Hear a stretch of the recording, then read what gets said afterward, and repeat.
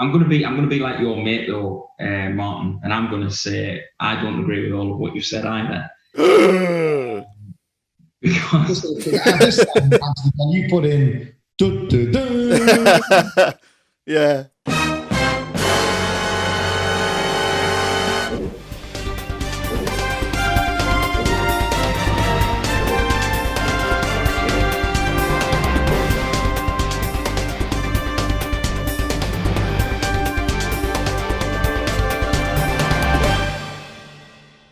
Right then, folks, welcome to episode number 9 of the Final Whistle with Ant, Martin and Nathan.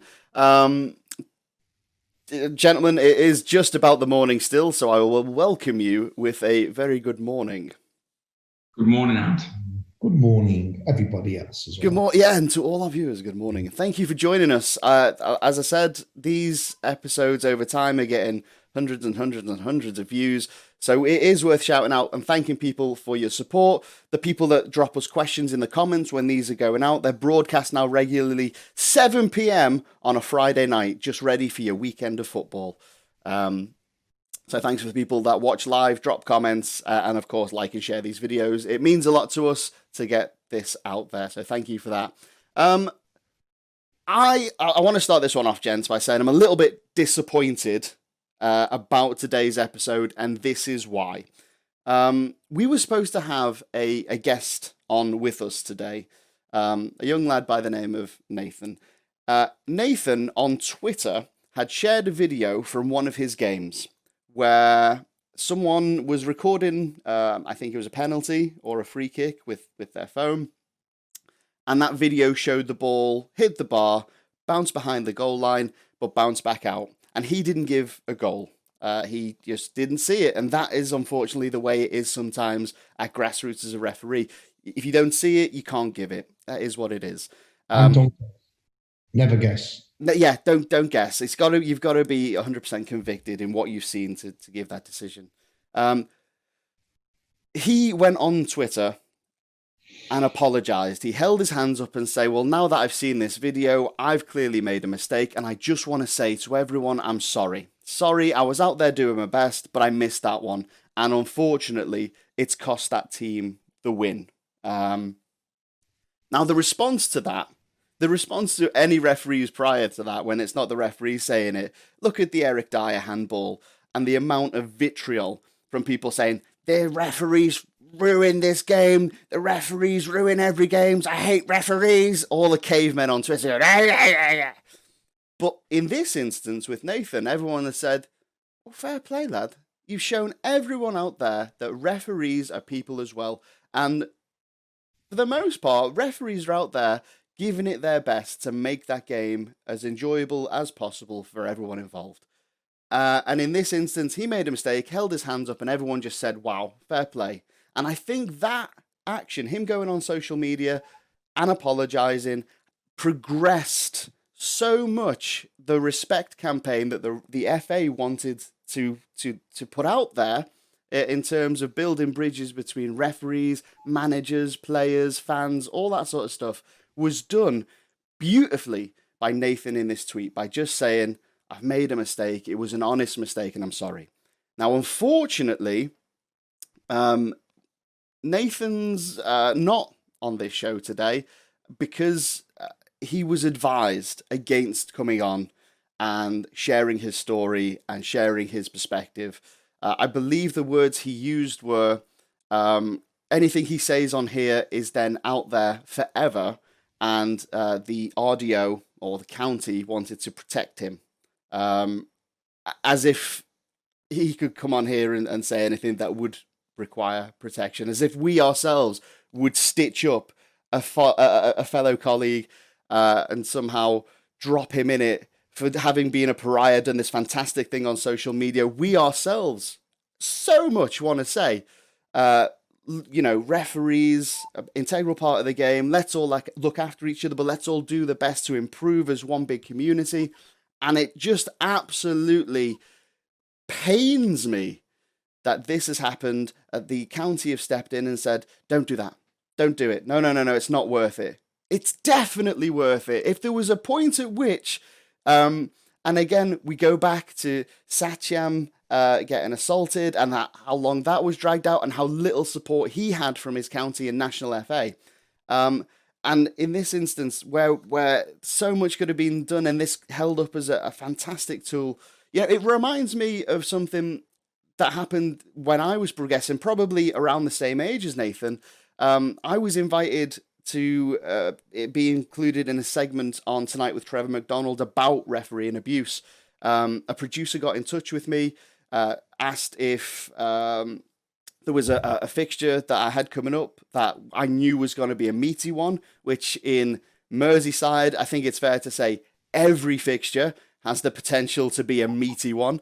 So I said, yeah, I was all up for it, but I also wanted to get clarification on any ramifications. If I did this, would this potentially hamper my development and my progression as a referee? So I dropped an email to my RDO at the time, who was Trevor Massey, and he said, I'm not sure, I'm going to seek guidance myself. The next thing I know, I'm getting emails from Neil Barry and Ian Blanchard saying, absolutely do not do this. If you do this, then the FA can't control the message that goes out, and we can only see more harm than good coming from this sensationalization of refereeing abuse. And it's like, hold on a second. It's not sensationalizing anything. It's showing the truth. We're not making up that referees are getting abused. We're not making up the things we get called from players, coaches, fans. It's all genuine. It's all real. It's why the Respect campaign happened in the first place. And I feel like over the past weeks, since COVID lockdowns have been lifted and football has restarted, there's been so many opportunities, open goals, if you will, that have been missed because of the responses of the FA and the county FAs. And it just, this is another one. I've gone on for a while here, but I'm clearly upset that we've had the opportunity to have someone that did the right thing on social media to show referees in a good light and to use this platform to share that message to hundreds and thousands of other people in the game, stakeholders who just want the game to be as good as it can be. And that has been declined, refused, prevented by Essex FA. And I'm just a little bit frustrated on that's where we are. We've had this, this commitment from the FAs. Is it there? Do they want the Respect campaign? Or is it just a big distraction to say, we're doing something? We hear you, referees. We hear this abuse. We hear your feedback. We hear all that. Here's a Respect campaign, but really, we're not that committed to it. And I'm going to stop talking now. Yeah. Please jump in, Nathan. I think that what really grabs me is I think back to, they made that sort of fly on the wall documentary with Neil Warnock about 15, 20 years ago when he was in Sheffield United, and they were coming up to the Premier League. And obviously he abused a lot of referees and a lot of assistant referees, and he was getting these players to go and warm up in a certain area, to go and give the assistant referees and the fourth officials some stick and things like that. And I think that all comes to mind. But what actually comes to mind is what I remember from that, which is something that he actually specifically said, which was, it doesn't hurt you, does it? You know, you'll go home tonight and you'll think, oh, I made a mistake, and that'll be it. And I think that what that actually gives us, what Nathan's done, what that actually gives us in the modern day, is to be able to think about the fact that with Nathan clearly in that incident, he's had another look at it through a video that somebody sent him, or however he managed to obtain that footage, and he's looked at it and it's hurt him because he's gone, oh, I've made a mistake. And the one thing I think we all know is no referee, assistant referee wants to go out and deliberately make a mistake. It's just absolutely not within our nature. It's not what we do. It's not what we want to do. and ultimately we get credit and praise from observers and assessors, and when we're going for promotion for getting things right. So it's not even within our interest to get things wrong, but it hurts us when we do. And you know, you hear it all the time, referees saying, I'm going to chuck the cards in the bin, and then a couple of days later they pull them back out the bin, and they think, yeah, let's get back on it, let's do it again, and you need that recovery. So I think that for him to have this connection, because obviously when I was looking back through the Twitter exchanges that he was having, there was people involved from the club, players and spectators, you know, who were there and getting involved and saying, look, you know, fair play to coming out and to giving that honesty, and it obviously increased the level of respect for him. So I think that, you know, it's just absolutely fantastic that that's happened, and that it's been so much more of a positive thing, and something that's actually probably going to be cathartic for him, because it makes him realise that, you know, he can make a mistake and things can not quite go the right way, but actually probably it's the thing that probably stops him throwing his cards in the bin. Well, it was interesting because me and Anthony got in touch with him on Twitter without even telling each other we were getting in touch with him. It was really bizarre. We both clocked it, and it was. And when he agreed to come on, I was over the moon. I thought we could really, you know, give him some good exposure on the show, and all about, you know, sort of simple gesture as, you know, someone admitting via a video that he got a decision wrong. Said it for a long time. It'd be great if they did that at the top level. I believe that they don't do it at the top level because there's no trust between the journalists at the top level and the stakeholders of football who own the referees. There'd be too much concentrating on, you know, what you did wrong, and just constantly beating them, rather than how they over the decision, what they can do to do it better, and more importantly, discuss some of the brilliant decisions, like what happened to Craig Pawson last week. Great advantage for the goal, nothing over the line, flagged. Twice he did that, actually, on fouls played in that wide area advantage. One was a goal, one was a good chance. They don't mention it. So I think that's one of the things why I think they've missed a trick at that level, and to evidence it and measure it is by what happens with Nathan's tweet was brilliant. You know, we Refsport got on it and said this is brilliant. Got loads and loads of positive engagement, and then him to say, "Oh, I'm quite honoured that you've invited me onto the show," and then to get told that, you know, his county FA don't think it's a good idea. It's just shame on county FA, and it's. Said right at the beginning, remember Nate saying to you about refereeing is like Animal Farm, the book. Yeah. Well, and the more and more that you're down this journey with us, Nathan, you're seeing more and more of what happens. They pop up when they want to. Even this is brilliant piece of social media. People are always saying how bad social media is. This is brilliant to see a referee saying, here's a video, I got it wrong, it should have been a goal. I genuinely believe that the FA and the county FAs don't want us to do that. I don't know why. They just don't want us to admit we're wrong, which just does not help the player-club referee relationship. Yeah. And they've missed a massive trick here. Massive trick. And it was great to see Nathan wanted to do it. He wanted to come on and do it. He was honoured. Got all the messages in our little WhatsApp group we had. And first of all, I want to say thank you to him for agreeing to come on if he's listening to this. And I know he just said he doesn't feel pressured. He doesn't feel the county FA were pressurising him.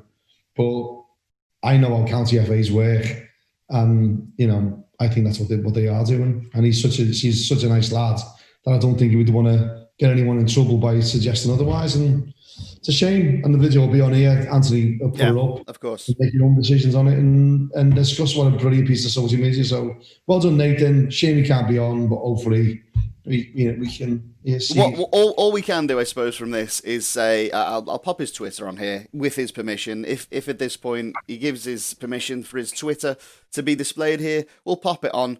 And the least you can do is go over to Twitter if you're watching this and like, follow, and just drop him some comments to support, again, what he's done, because he did a really good thing. But from my own experience with tonight with Trevor McDonald, I definitely was told, don't do it. You're a young referee. You don't know how badly this will affect you moving forward. And you know, I'd say as well, and to keep everyone in the county sweet, I'd be like, yeah, no problem. I don't feel pressured at all. I won't do it because I want to really referee and want to progress. I want to go as far as I can. It's something I really enjoy. So I would have also said, I don't feel pressured, but almost certainly if the people that are the governing body of the hobby that I have so much passion for are saying don't do it, but don't feel pressured not to, I'd definitely toe the party line. And I did at that time. But I look back and I think, well, what if I did do that episode? What if I did referee that football match with a camera and a microphone and just showed everybody genuinely the abuse that referees get on a Sunday morning, a Saturday afternoon, a Tuesday night, whenever your game is? Yeah. Would that have changed the landscape? Would that have prevented the Satyam assault now if 15 years ago it was addressed a bit more properly than it has been, I think? Yeah, I mean, I think that what you just said about, you know, obviously the impact that it could have, I think that this is one of the things that, you know, it appears to me is there's a lot of figures on these things that are quite hard to obtain.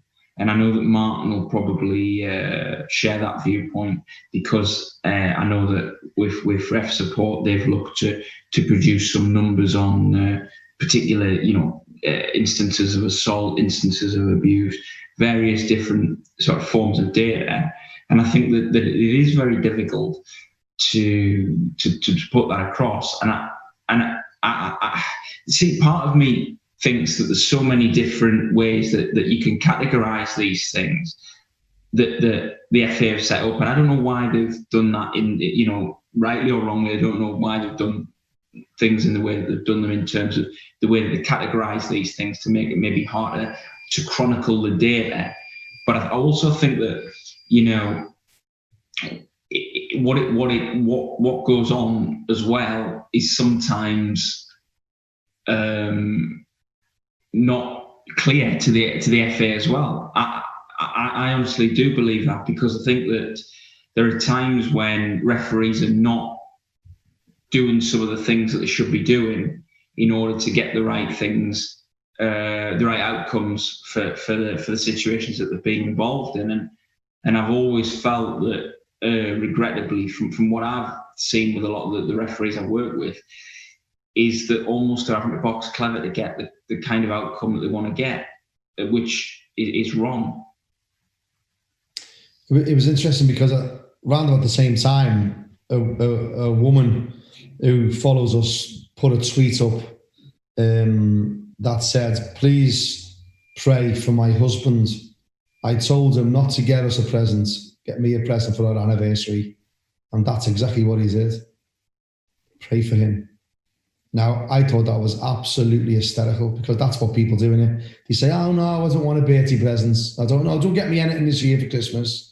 And then really, you know they are. And you tie that in with this, that I'm sure the conversation was, "Oh, you know, the cup final appointments are coming up soon. You know, I'm sure we'll consider it, you know, but, you know, maybe that," those sorts of conversations, that's how the county FAs do it. Yeah. That's how they do it. They've got it all on email. Yeah.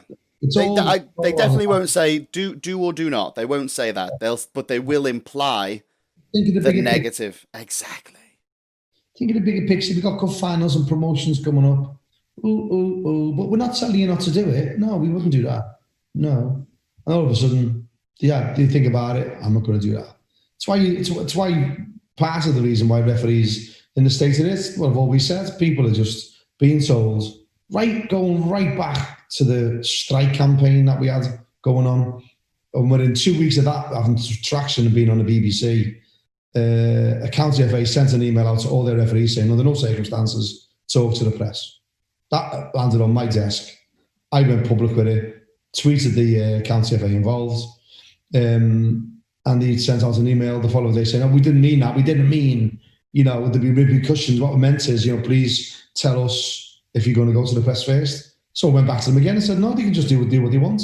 Yeah. What happens is, because they've all been conditioned that way to think, "Oh, whatever the county FA say is gospel, that is the truth according to the Lord Ellery or whoever else is dishing out these things." And I think once you challenge that, you're telling us not to go to the press. Well, no, we're not telling you not to go to the press. Well, because the press association want to know about that, are you telling people not to go to the press? And they all just fold. They all absolutely fold. Well, no, we're not saying, yeah, you can do what you want, so you can do what you want. But I don't think they're used. What you want. It takes 20 emails of saying don't do what you want. Yeah, they're not used to people questioning back. I don't think. Just in the general behaviour, or the culture, if you like, of when they put out something by email, they don't expect any questions back. They don't expect people to say, but what about this situation? They just expect people to go, okay, well, that's what they've said, and that's the way it is. And so everyone has to play along according to those rules. Instead of, no. Outside of this bubble of football, there's a bigger picture. There really is. There's a societal picture. There's, there's so much stuff going on that affects football outside of football. And I think, and I mentioned this off camera, the FA, the county FA, want to do their best to control the message that gets put out there, because they see football as a whole as being their product. And the truth is, football belongs to everyone. And it's frustrating to have the county FAs try and control everything to that degree, to silence people that kind of speak up against what they do, whether that thing that they're doing is right or wrong or good or bad. It's frustrating. Well, interestingly, Nathan's take on this. Over the years of all the communication I've had with the FA or county FAs, and you get them in a corner, trust me, do it a lot. I do. I trust you that you do it a lot, yeah. And they go, I'll tell you what, Mart, on email, I'll phone you. So then they agree with you. Oh, yeah. They won't put it on an email. Yeah. They'll tell you by phone to placate you, thinking that will shut you up. But then when you revisit again, oh, listen, you said you were going to follow that up on a phone call. It's all delaying time. It's very, very rare that you get them to admit they're wrong on an email. Do it on a phone call. Oh, yeah, I've had a word with him. Won't happen again. Well, could you put that in an email to me? No. I just thought, no. Put an email to me. No, they won't. And it goes right back to the beginning when we've done ref support. And I might even give you the email to put up on this, where Neil Barry wrote to me and said, you can't be the regional coordinator for the regional FA Academy because you've joined ref support. He was stupid enough, I had a referee in, to put that on an email. So I went back to him and said, can you please tell me what else I can't do then? If I'm a member of ref support, I can't be a referee, an assessor, an instructor, an assistant. Can you tell me what I can't be? Oh, all of a sudden, legal department gets involved. They come back and say, oh, no, that's not what he meant. You should be commended and encouraged at ref support. Never got an apology of him. It's all there. It's one of the reasons we had a meeting with Martin Glenn. He's that used, or the FA are that used to basically saying what they want and doing what Anthony said and not fighting back, that they just think everything they do is right. They just think everything they do is right. And you get that conditioned. No one will challenge me because they won't get level 4 or they won't get level 3. They won't get that cup final. And I'm just sick. It's been going on for years. But again, like you said, you mentioned Ian Blanchard. I always thought he was a good man. He shouldn't have left the FA. When, in my opinion, when the FA split into two, it was national game and professional game. Neil Barry and Mr. Ellery ran that side. And in Blanchard, Vaughan, all those people, Dan Meeson were all running the national game side. All got changed around. Only one position to be had. Blanche left. I don't think it's ever been the same since. I really think you were talking about the incentive scheme, Anthony. That was Paul Blanche's and Roger Vaughan's idea, the incentive scheme. I don't know anyone who has a bad word to say about the incentive scheme. Where's that gone?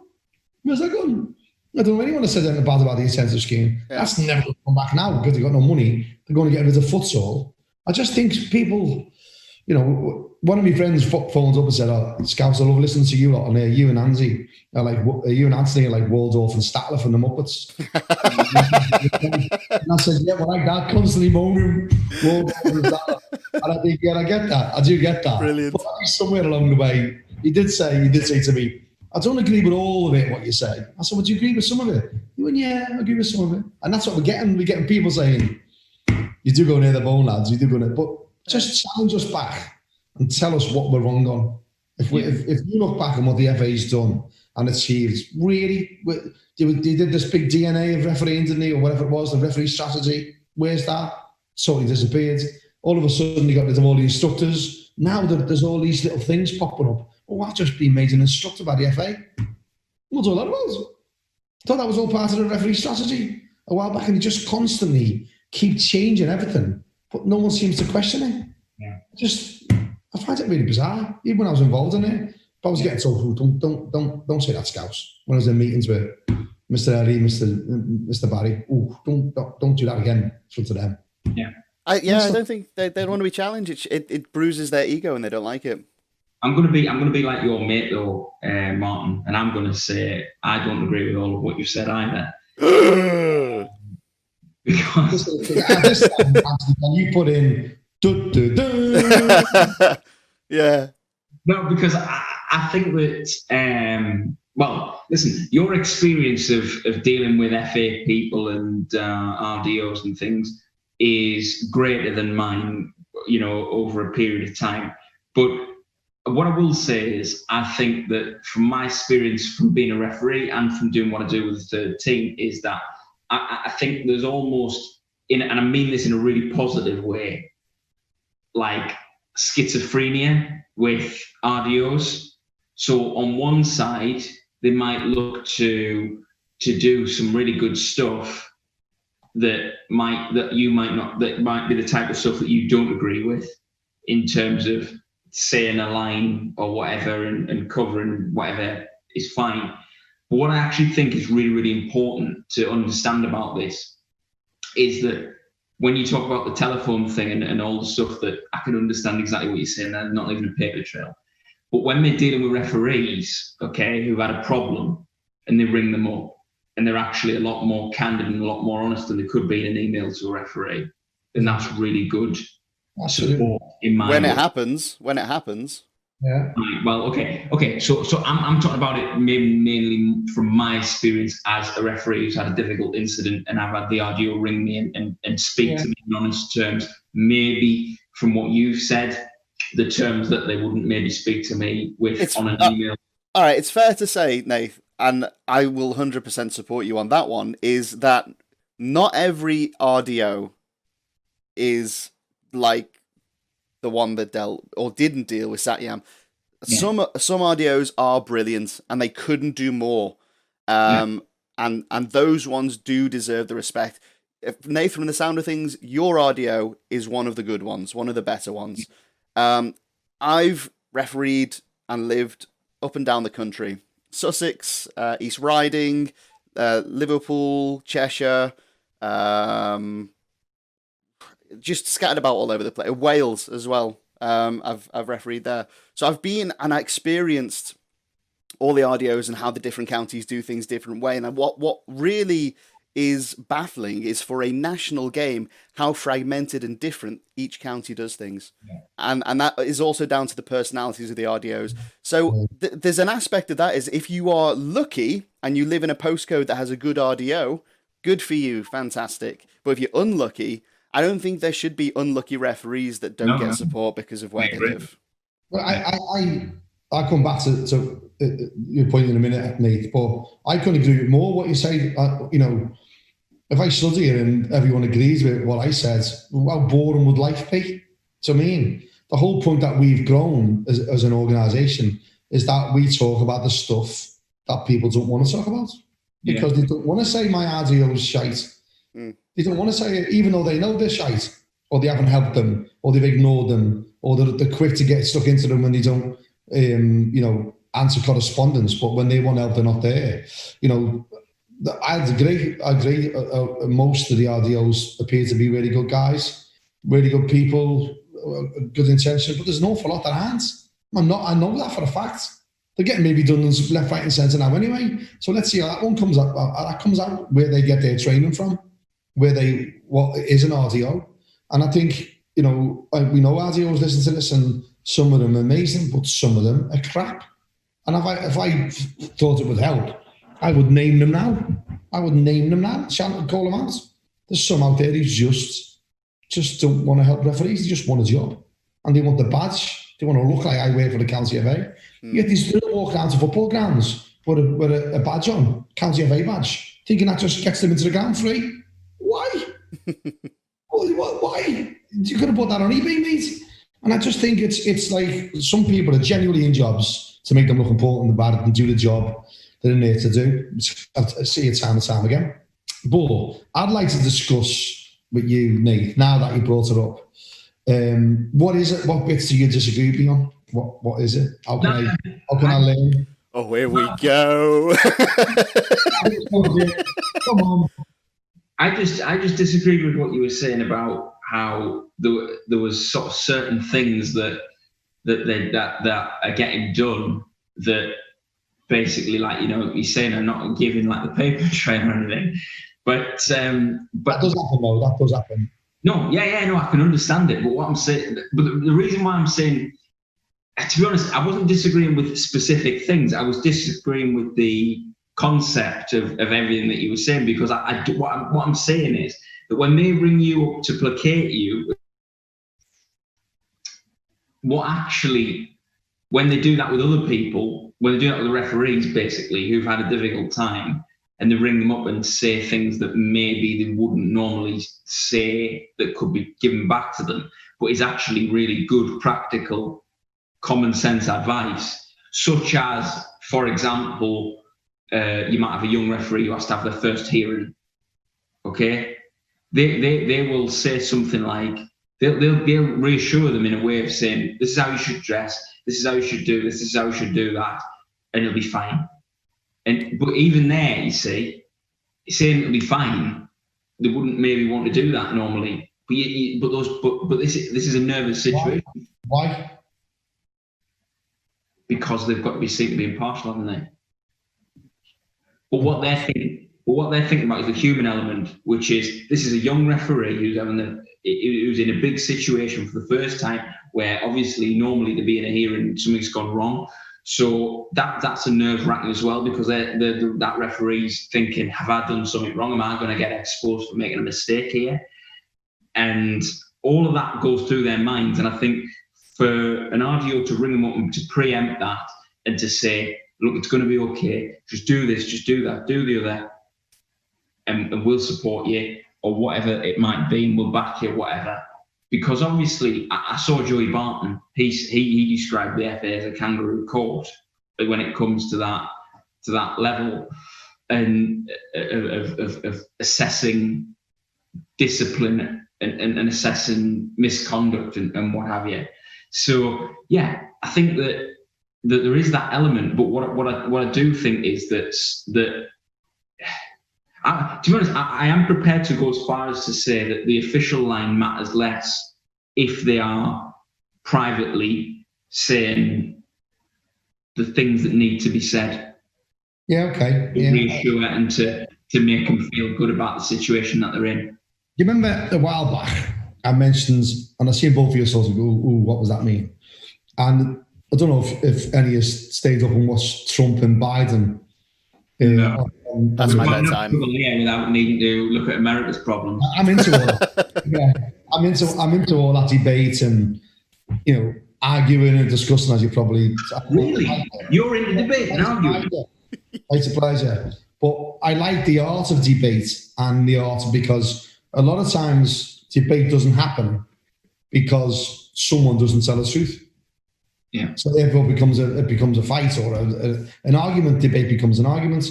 People are trying to avoid questions. I've never been like that. People can say whatever they want to me, absolute anything. I've said at times, I've talked about my violence, I've talked about being a criminal, I've talked, everything's on the table with me. And all I ever ask to someone back is let that be on the table with you too. If I'm going to pull you up, don't avoid the question.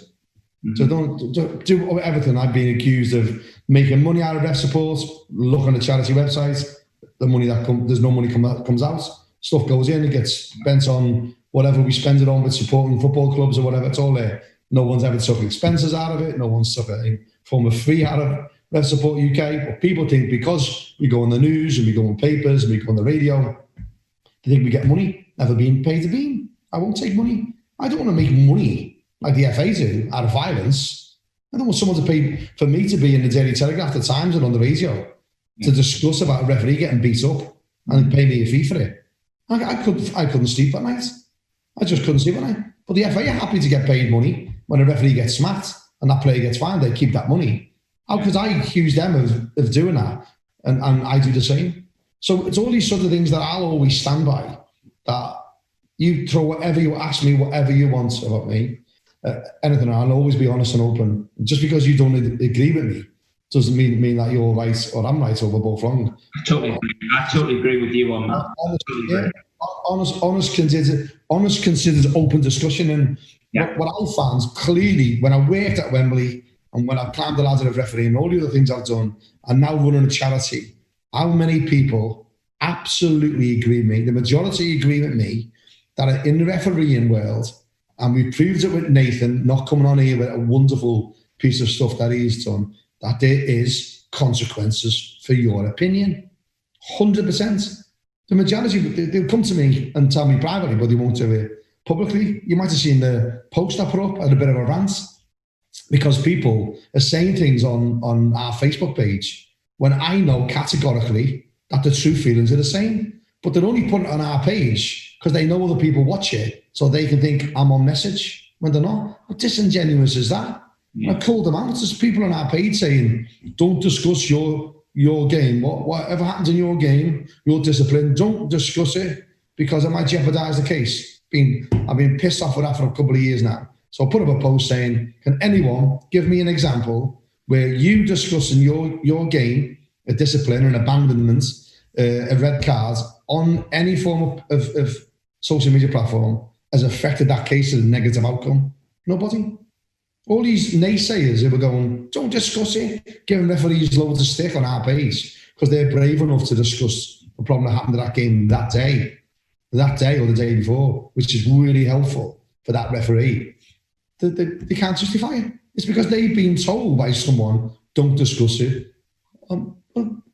It's wrong. It's absolutely wrong. So that's a little example of what I'm saying about that. When I challenge it, they just say, no, you shouldn't discuss it on social media. When you ask them why, they never answer you. They can never answer you because they've been told not to discuss it on social media, but never ask that person why. Yeah. That's what I sit with them, mate. Well, that's it. I mean, like you say, these referees will have incidents. They want to share them that day for clarification on could they have done something better? What did they do wrong? What would other referees have done in that situation? But also, forgetting all that side of things, immediate support. They've been through this horrible situation, and abandoning a game as a referee is never a pleasant thing. Like, I'm a big lad, but even when I've abandoned games, I've thought it's the last resort. If it's happened because it's kicked off, and there's no way to regain control of what's gone on. It's a horrible, shitty feeling for a person, for any person. Yeah. It would be more horrible if I was a less imposing, very much younger, very more inexperienced referee than I am. So to say to those referees that want the immediate support, if you need help, go the official channel, phone your RDO on Monday morning at about 10:30, or drop them an email, and when they're free, they'll get back to you. That's not going to give them the immediate support and reassurance that they need to not lose sleep, to not be anxious, to not be stressed. And that is what these forums give. Now, the people that jump in straight on, okay, hypothetical, yeah, you've had this shitty situation to start off. You've shared your situation on the ref support, the referee forum, the 13, wherever you're putting it. And then the first few comments are always, I'm really sorry this has happened. Don't let it affect you. Don't let it get you down. But at some point comes that comment, you shouldn't be talking about this. You shouldn't be talking about this. This is bad. This could reflect badly for you. This could affect the disciplinary moving down the line. What about the effect it's having on your mental health? Exactly. And that is my point. You get that immediate help and support that just alleviates some of that anxiety, even if it just is some of the anxiety, because it won't all go away. No. That is what these forums, this is what the support that the people from those incidents get. And what you don't need is your fellow referees jumping on your back saying, ooh, should you really be doing this? Should you really be sharing what happened in that? And to those people, I just want to say, fuck off. Just take a step back. If that's what you think, fine, but keep it to yourself. In those situations, that it's a young referee, it doesn't matter who that referee, fuck off, back off, and just, if you're going to say anything, say, sorry that's happened to you. Hope you get over it. Hope you get the support that you need. But don't jump on them. Don't add to the problems that are already there on their plate. I mean, this comes back to what I said. I think I might have said it because I think Martin's mentioned it before about people doing what he's just said about doing that in the ref support group. About my view is, right, if you're not, just don't say anything in the first place. Don't go around saying, oh, should you be saying this? And when they're trying to say things that just toe the party line and they're doing it for show, and when it's not their real opinion, don't bother. Just don't say anything at all. Is my key message. And then for what you're saying there, again, I would say, if you're not happy about it, then fine, don't be happy about it and fume to yourself. But don't say anything. Don't condone somebody, because that's the thing. It's immeasurable, the impact that an incident can have on your mental health, okay? We are three guys who have refereed football, okay? Now, when we are looking at tackles and everything that's technical within the game, we're going to have different tolerance levels. A red card for you might be a yellow for me that we can manage, whatever it might be, okay?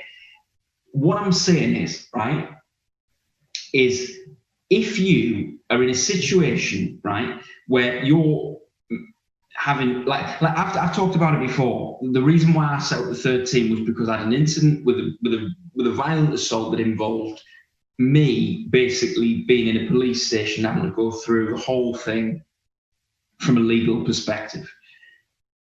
I did that for the FA ultimately because that's who I was responsible, and I'd been appointed to be responsible for that game by the FA.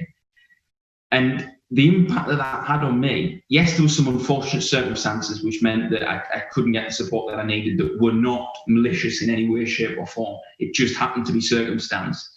But what I'm saying is, I didn't know about, support hotlines that Ref Support run or certain county FAs run. I didn't know about, I wasn't well connected with colleagues. I wasn't an RA member. I was very much a single referee, and I didn't have the community and the kind of people around me that I've certainly done now and grown now and feel really comfortable with now to do all that. And that's why I think it's really, really, really important that usually, to be quite honest, the referees like me, like I was at that time, wouldn't even be a member of a Facebook group. But what I am saying is that if that is the only way that you connect with other officials, then you're still pretty isolated because you've only got your RDO as an option. Mate, if I may, mate, only because I'm old and I'll probably forget. Yeah. But one of the things I want to talk about, mate, with you is what you just said. Is that you said what you created is wonderful and it's great, and we keep saying this, and we'll always challenge each other, and it's wonderful. We've never met, have we? No. And have you met Anthony? No. And look what we've got here.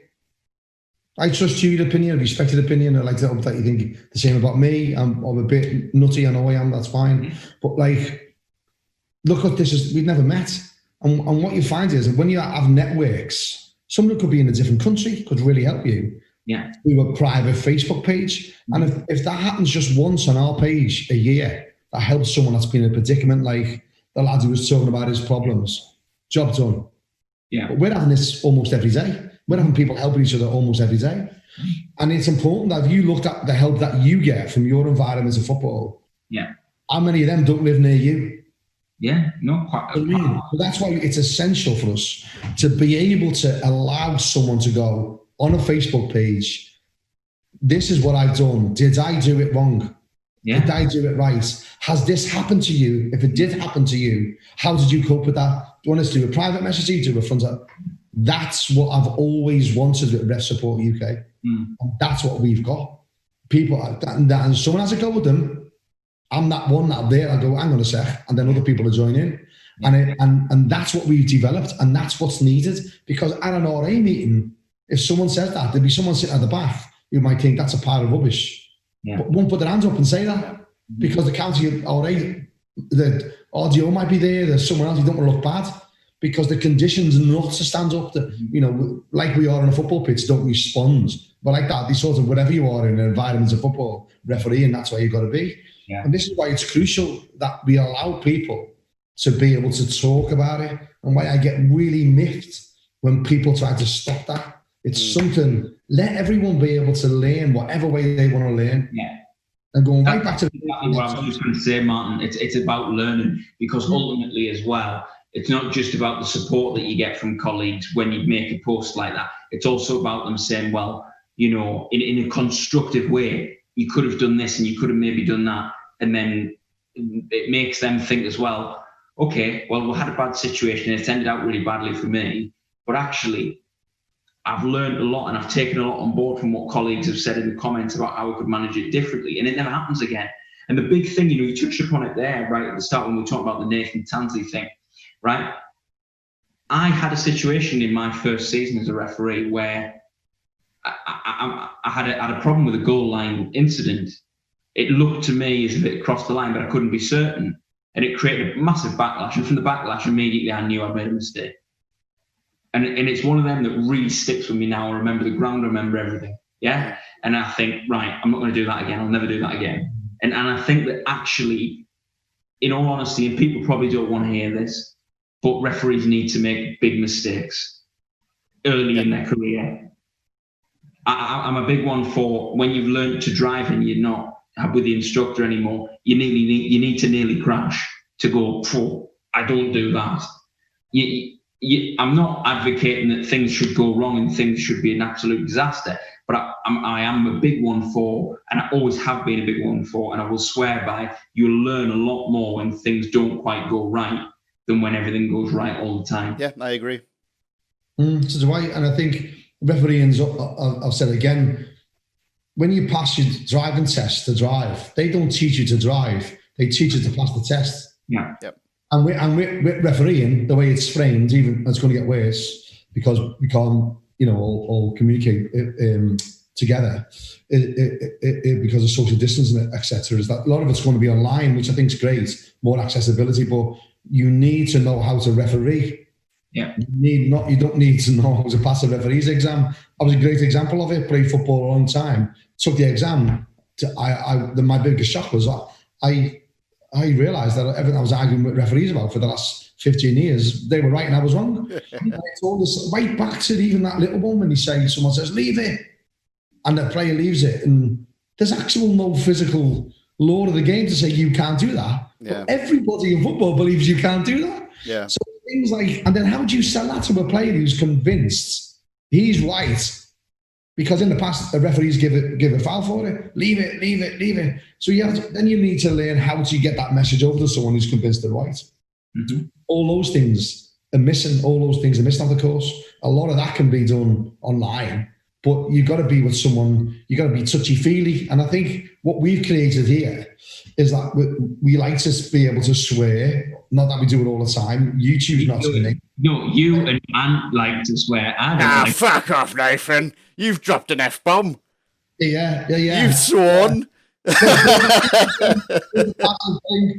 You've definitely said naughty words. I mean, and there's certain roles I do, even with my job with leisure leagues, you'll never hear me swearing in that environment because that's the way it is. But sometimes the swear word comes out on here because it's a different environment. It's like going to see your nan, or my nan. And I'm dead. When you go to see your nan, it's definitely like us seeing our granddad here. I'm just saying. It's like I'm a granddad. I'm very proud of being a granddad. But we act differently in front of me nan. Do you know what I mean? We used to be like, don't swear in front of me nan. And best behaviour, yeah. Be like, don't referee and act like you're in a pub, when you're on a football pitch. And that's a skill. That's a skill we need to learn. And I think that's what you don't learn from just a course. You need to be having a pint with someone after the game, or just our RA meetings were always majorly success because just as important as our RA meeting was the half-time break and we finish the meeting early, have a pint downstairs time. That's when everyone just learns so much. And we'd have so many people staying late because they knew we were going to have a pint downstairs. even with that pint might have been Coke, lager, whatever. That's where so much was gained. And I remember Dave Brammer, who's agreed to come on. He's going to come on. Ex-Premier League. When the Premier League first started, he was the first group of line I was on there. He's always looked after me. He's a trustee of Red Support. When I got promoted to the Football League, drop that one in again, I thought everybody got promoted to the Football League because no one told me otherwise. It was like getting the old promotion to, Class 1, Class 2, Class 3. I just thought it was a natural. When he pulled me to one side and says, "Scouse, do you realise no one's been promoted around here to that level for 15 years?" I'm like, "No. Everyone got it." He goes, "Sit down." And he talked me through. And then people would be talking about the PGMOL. And I'm going, "What does that mean?" Because they all knew what it was. I didn't. But no one ever stopped and went, "Does everyone know what the PGMOL means?" And it's those little things that help you. And I had an interview to go on a Football League for the PGMOL. Didn't even know what the PGMOL was. I didn't know. So when things happen quick, you need to be able to support people who go through the ladder quickly. Let them be aware of everything. Dave Brammer said to me, "Scouse, you're a Scouser. You love a crack. You're loud. You boisterous like I am. Never try to be rude. If I am rude, I'll always apologise." He said, "The biggest tip I'm going to give you is that when you start your games in a Football League, if the referee wants to have a crack, have a crack. If the referee wants to be a wallflower, be a wallflower. Blend in. Be a refereeing chameleon." Yeah. Best tip I ever got in my life. Because I would walk in going, "I did endo, mate. Hey, watch your wheels. Oh, drop your car. Oh." Fellas like that looking at me like they goes, "This lunatic come to do my line." Do you know what I mean? And then you develop the relationship that when you get an appointment through, you think, "Oh my God, that's that ref. He loves a crack." Yeah. Then you're all chilled out. That is very considered, that ref. I'll make sure I'm like. And it's those little things that help you at every single level of football. Yeah. Can't do that, of course. Yeah. No, yeah, you're absolutely spot on there. So little of refereeing is actually the refereeing. There is the plethora of things that goes on, like I said before, just outside that bubble of refereeing. But without all of this, the refereeing wouldn't be as good or as consistent or as, as whatever as it needs to be. And you don't learn that in P.O. Box 1966. You certainly don't. Do you know what? You learn that from environments like this and allowing yourself to have an opinion without a consequence, an honest opinion. We know there's people on our page who cause trouble. We know people on there who never ever praise us, no matter what we do. If we cured world poverty, they still wouldn't like it. They just can't do it. They just can't do it because they're being against us, but they watch every move we make. That's fine. I'm okay with that. And I think we've got to realise that there's going to be people out there who will cause trouble, and there'll be people who are just genuinely honest, and there'll be attention seekers. There's people go on that page and you think, "Oh my God, that's his 15th post this week." And, it's all about some people are attention seekers, but the vast majority are really good people, really want to help each other and create a conduit where if you need some support, we're going to be there for you. Were you laughing at, Nathan? No, I'm not laughing. I'm smiling with warmth because I agree. I know that there are certain people who there are certain people on your page who every time I see that they've made a page. Well, yeah, no, and I do think what value are you adding ultimately? Yeah. What is the value that you actually are looking to add here? Because the tone is so critical generally.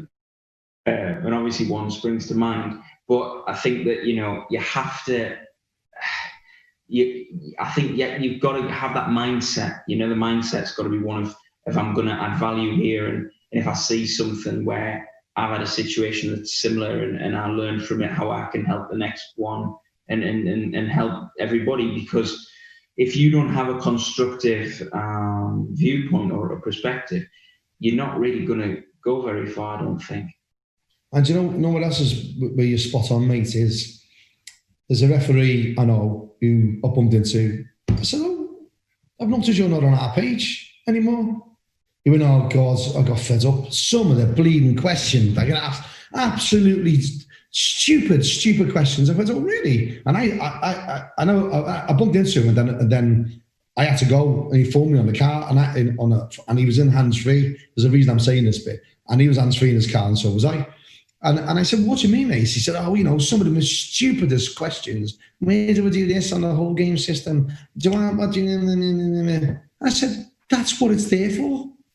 He went, nah, they're all stupid. I said, mate, did you know that from the first day you started refereeing?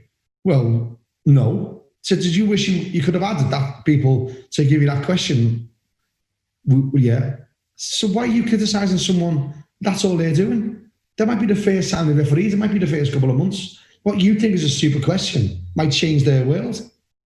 And he phoned me back about an hour later. He said, my missus had a right go at me. She said, he's white, Matt. Scouse is white. You right back on the page. And he messaged me, said, Matt, I never thought of it that way. And it's everything else. It's like a quiz, isn't it? You look at a quiz sometimes. The $1 million question is, what's the capital of France? Oh, you dickhead, you don't know that. Yeah. Someone just might not know that. If you've never been told it, if you've never been through the process of learning that information, then of course you don't know it. Of course you don't. There's no such thing as a stupid question. Hey? There's no such thing as a stupid question. Dave Cook, before you might have known Dave Cook, Anthony. Dave Cook is the appointments officer, the first one at the FA. He should do the South. So there was him, John Jones in the North, Dave Cook in the South. It's all changed now, and what's the lad's name? Concert appointments officer now? The brain, it's gone. Anyway, Dave Cook, I did some work at his house. He wanted a bathroom fitting. So, because I wanted to butter him up so I could get Football League line, I did him a really good price on it. Obviously, that's what you do, innit? A really good price on his bathroom. So anyway, while I'm in the bathroom, doing his bathroom for him, his office is next door. And he goes, Scouts, we're just going to go out and get some chips, come back here, no problem at all. Answer phone. Oh my God, his phone was just going all the time. Presses play. And he's like, look, and bloke's going, hey, Dave, I've got a county cup game. And do I wear white top socks or do I wear all black socks? Oh. Because now that's my first response was like this, thinking, oh my God. And then on the end of the question, he said, because I've got to wear a county badge, my kit's got white trim. And somewhere in the regulations I've seen, if it's got a white collar, you wear white top socks. Now, do you remember that? Yeah. That was something came out about that when we were going through all black kits. Yeah. So the initial question was, but he was just trying to do the best. He was trying to follow the rules. He was trying to follow the rules. Some of the questions stupid. Yeah. Do you know what I mean? And so we had all these little things. Obviously, some people do it to put them on, just get a conversation, say, I'm still here. Yeah. You get all that nonsense. But there are genuine people out there who just might not know. Yeah. Just might not know. And because they're like us all, we're all addicted to our refereeing. And we want to do the best. We want to be, professional, honest, open. But those questions sometimes are really important to someone.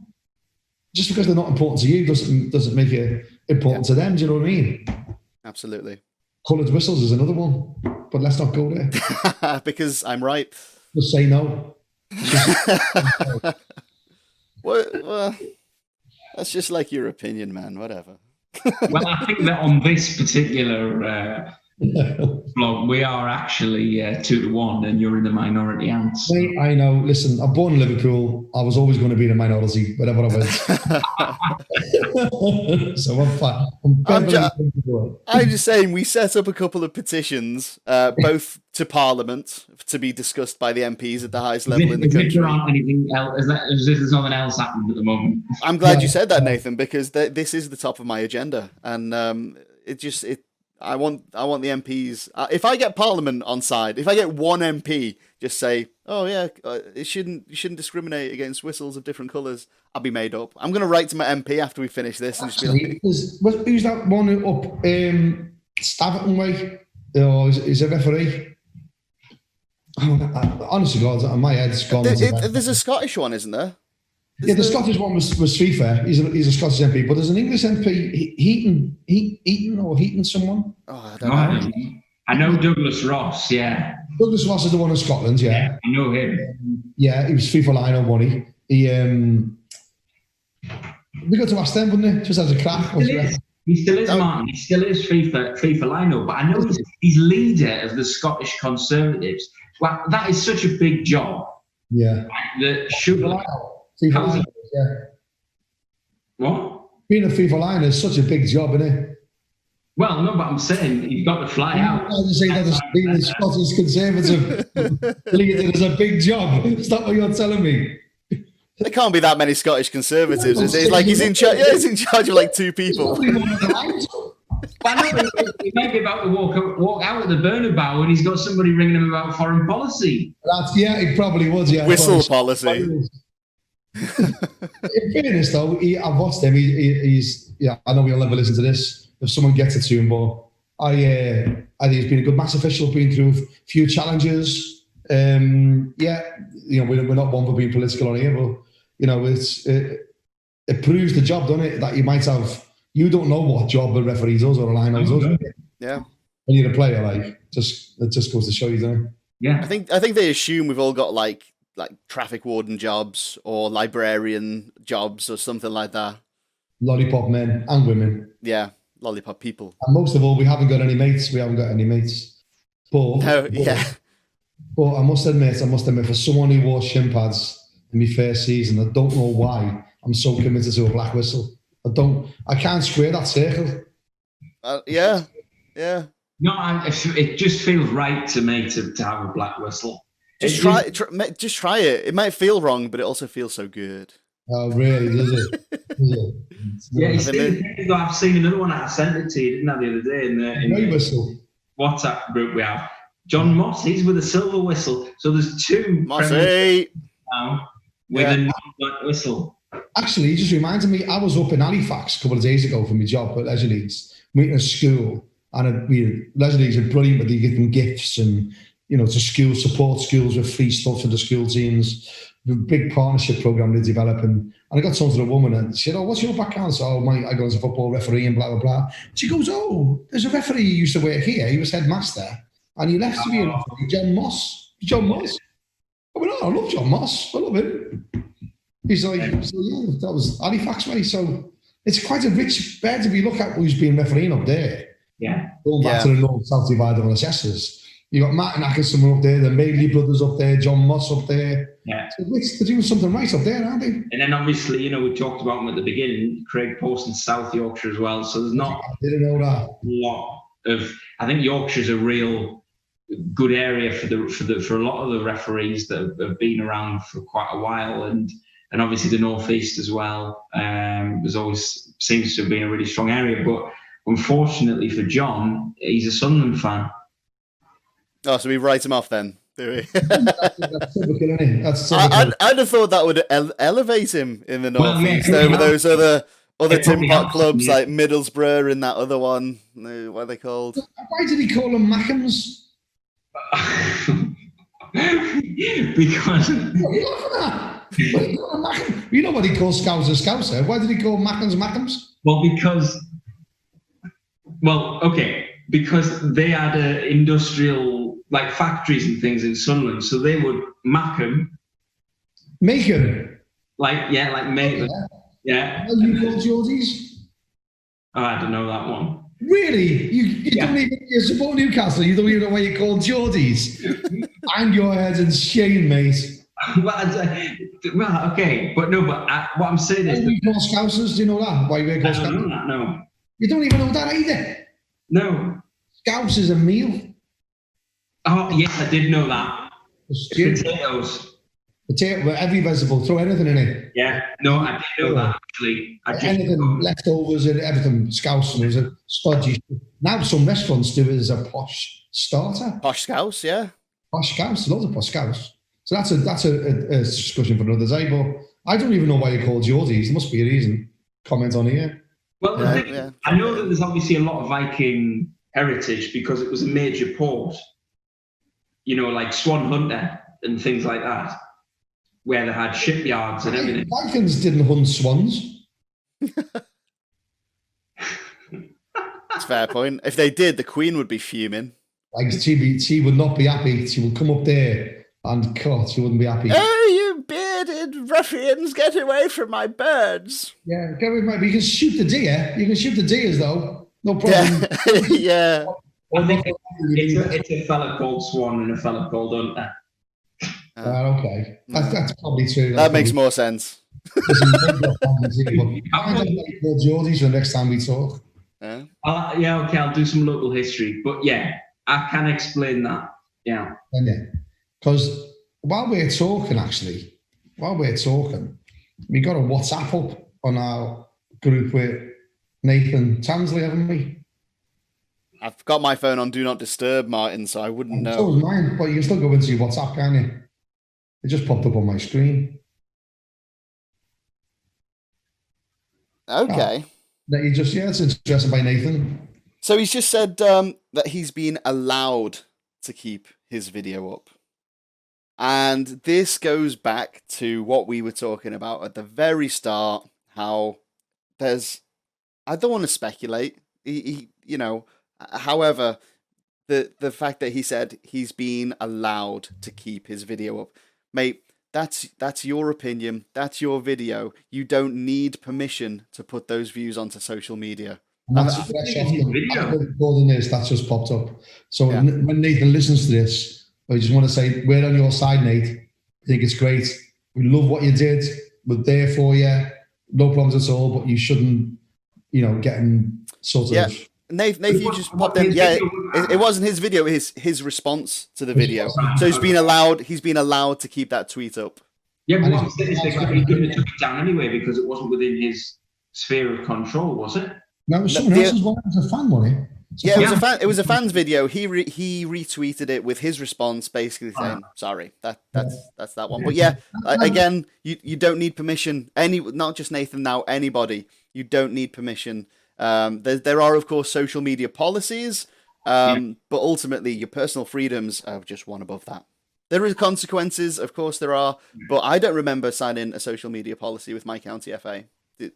So there we go. And if you're looking for really good guidance on social media procedure and things, I have written a fantastic blog on it, I've read that. Which I'm told has helped an awful lot, and it's also I don't know if I'm allowed to say this, but I know that it's going to be featuring in a book about the history and career of refereeing of a major former Northern Irish FIFA referee. So Alan, yeah. So yeah, he's going to take that particular piece on social media and put that into a book that I believe he's comprising at the moment. So really looking forward to seeing that. And so I'm really pleased that I can help on social media. If anybody's looking for some further reading materials, then get across the Third Team website and have a look in our blog section. You'll see. Beautiful plug, Nathan. I just want to say that reiterates our personal position on anything like this. Is we are just wanting to be a force for good. We're not here to stitch anyone up. We're here to support people, to educate, to inform. For whatever reason, people have got whatever perception that we're going to sensationalize stuff or do this or do that. It's not. These are all just tools to improve individual referees, the refereeing community, and then just football as a whole in the end of that.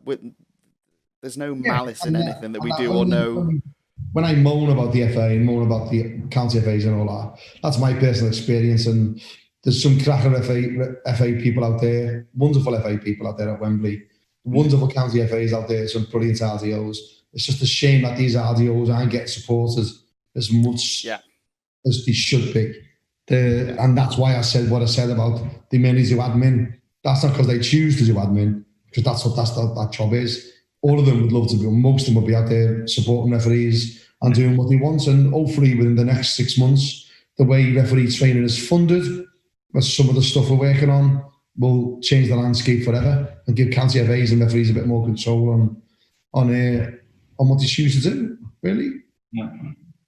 And I think that what I always feel is, we have a laugh and a joke about maybe some of your more controversial viewpoints, but I know that it comes from a place of real care and it's about wanting things to be the best that they can be for referees and wanting things to work for referees and basically for referees to probably get the same treatment that players and coaches and everybody else gets, and we can all be having an equal slice of the pie in terms of the commitment of time, the commitment of finance, the commitment of resources and things like that. Yeah. And that's one of the real reasons why I think that, obviously what you do is obviously really, really important with in terms of the lobbying aspect of it, because it's about trying to basically let referees get ahead a bit from where they've been so far, and so we can all have a much better standard of refereeing and all be much better referees, and hopefully, again, see more of what we've seen in the past, which is the likes of Howard Webb and Jack Taylor and everybody else who's Don't forget Platts. Sorry? Clattenburg. Yeah, well, I was trying to talk about the World Cup final, but yeah, Clattenburg, the Champions League final and everything. Listen. He would have carried on over here. This is my take on this. If he knew he was going to get the World Cup, he was good enough to get the World Cup. Because of politics, they won't give it to two English officials back to back. Yeah. Ain't going to happen in a million years. Whether he deserved it or not, goes right back to the stuff we say about only getting the FA Cup once. He's the best referee, give it again. But that's... If Clattenburg had done every other game, and when you look at what he's done compared to Howard Webb, I think his pedigree is a bit better than Howard's. I don't think Howard did the Super Cup final and all the other stuff. I don't think he is. So I think when you look at what Clat's portfolio is, it's up there with the best in the world. Definitely is, yeah. 100%. Which never ever is because he didn't do a World Cup final. Don't put him in those fields. No. It was top draw. I'm not having to go, yeah. I'm picking him today, aren't I, mate? He's a local lad. He's one of ours. He's a local lad. I'm not going to be critical of Mark. No chance. Good. Because one day we'll have him on this show, and I'll remind him. I'll say, "Hey, mate, so that Nathan there, we saw the best ever. He never mentions you." Skip right over Clattenburg and I'll be like, well. Sorry, Matt. He actually cut me off while I was in I was listing them, and he was going to be the next one. And as I was listing them, they were getting better and better, and he was top of my list. Put it in and took my Clattenburg away from me. Poor Maybe, Nathan. I wonder if Clattenburg knows what a Geordie is. What do you reckon? Shall we text him? Why are you called Geordies? Drop him a text, see what he says. Yeah, we were going to say we're going to set up a competition to win a full UMBRO kit. Why not have that as the question? We'll drop it in right now. So only people that have watched the whole 1 hour's worth of content, right? Why are Geordies called Geordies? Leave your answer in the comment, and the person with either the funniest answer or the most accurate answer in the speediest time will win themselves an UMBRO kit. Full UMBRO kit. Put your size on. Don't be like Anthony, extra medium. Say what you want. Triple extra medium, thank you. Extra medium. You think these arms will fit into just a normal size kit? Thank you very much. That's true. Well, listen, that's a good way to end it. Good tie-in with the UMBRO competition. And we'll, leave a comment. And Nathan, as ever, mate, I love the way you try to sort of be this considered. You're right in the middle of my screen, don't you, like anyone else, where you got us two madmen. Going that over each side.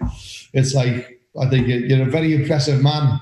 And I think what you've achieved with the third team should be applauded, and a major pat on the back for you, mate. So well done. Thank you. Yeah. All joking aside, nothing but respect for everyone that's on this. We've all got our different ways of doing things, but at the end of the day, we've said this off camera, but I'm going to say it on camera as well. The way that we three click with our different experiences and the way we do things differently, I think this is why we've had, I'm going to say at least 10,000 views on this, if not 15, 20. And I'll do a count. And when I release this video, I'll say, and this so far, we've had X amount of views on these. And that's also a benchmark for us to say, keep us doing what we're doing, because the messages are getting out there. The feedback is coming back as well. There's the amount of messages I've had about stuff that we've said in the episodes that we think they're just throwaway comments or part of a wider discussion, but people really laser in on some certain things that we've said, and it really hits home for different people in different ways. So Respect to what we're doing. Respect to you guys from where you've been and where you're going. What a journey this is turning out to be.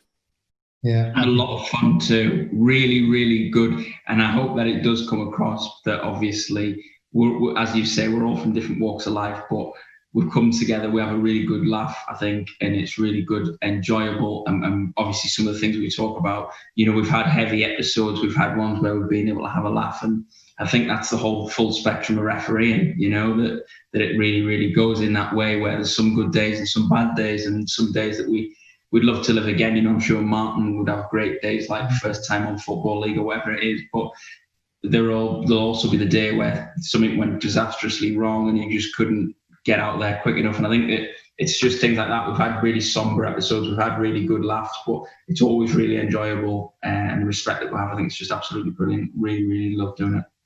Yeah, and big shout out to Nathan Tansley for commenting on video. Yeah, spot on, mate. We're pretty good friends here, mate, so well done, Nate. All right, thanks very much, and we'll see you on the next episode.